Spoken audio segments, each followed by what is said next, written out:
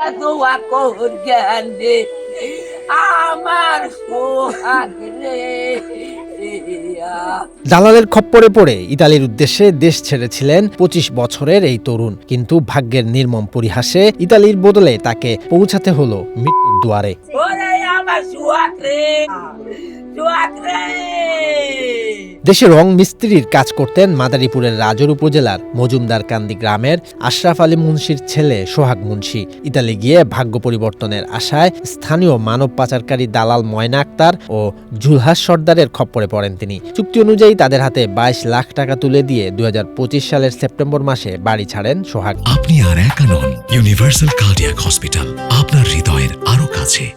ওর সাথে আমার শেষ কথা হয়, আমার সকাল ৮টার ভিতরে হোক, যেভাবে হোক আমাকে টাকা পাঠাবি, নাহলে আমার ওরা মেরে করবে।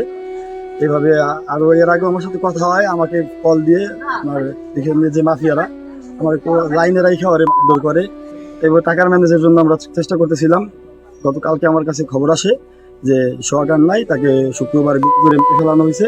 মানে আমরা এর সুষ্ঠু বিচার চাচ্ছি। প্রথমে তাকে সৌদি আরব ও পরে লিবিয়ার ত্রিপলি নিয়ে বন্দী করে চালানো হয় অমানসিক নির্যাতন। সেই নির্যাতনের রোমহর্ষক ভিডিও বাংলাদেশে তার পরিবারের কাছে পাঠিয়ে দাবি করা হতো লাখ লাখ টাকা। 8 লক্ষ টাকার মতন নেওয়ার পর আমার কাছে কি আমার পোলার এত কষ্ট, তুই আমার পোলা বাড়ি এনে গেতে রোজা গুনে কইকে নাকছি, আর আজ ছাড়ে কাল ছাড়ে, আজ ছাড়ে কাল ছাড়ে, ওরা ছাড়ে না। কত অনুরোধ করছি, আমার পোলারে ছাড়ে না। না ছাড়লে পাখি তাকে আনতে হলে 2 লাখ টাকা দেওয়া লাগবে, আমি 2 লাখ টাকা দিচ্ছি। ২৯ জুলাই তার মৃত্যুর খবর পেয়ে আহাজারিতে ভেঙে পড়েন পরিবারের সদস্যরা। দালাল ও মাফিয়াদের সর্বোচ্চ শাস্তি সহ নিহত সোহাগের মরদেহ দ্রুত দেশে ফিরিয়ে আনার দাবি জানিয়েছেন স্বজন ও এলাকাবাসী। আমার ছেলের আবার ফেরত সেই জায়গায় নিয়ে যায়, নেওয়ার পরে হেদিনা রাইতেই করিয়া আমার পোলারে মারিয়ে ফেলায়, পরে বস্তায় ভরিয়ে আমার ছেলের নদীতে ফেলাই দেয়। আমার এই ঘটনায় নিহত সোহাগের মা শাহিনুর বেগম বাদী হয়ে রাজুর থানায় একটি এজাহার দায়ের করেছেন। ইতিমধ্যে প্রধান আসামি জুলহাস সর্দারকে গ্রেপ্তার করে কারাগারে পাঠিয়েছে পুলিশ। বাকি আসামিদের ধরতে চলছে অভিযান। জুলহাস ছাড়া আমরা অন্য কাউকেই তেমন ভাবে পাই নাই, কারণ ওই ওরা তো সিন্ডিকেটের সদস্য, বাকিগুলো আমরা এখনো আমাদের ক্যাপচারে নিয়ে আসতে পারি নাই।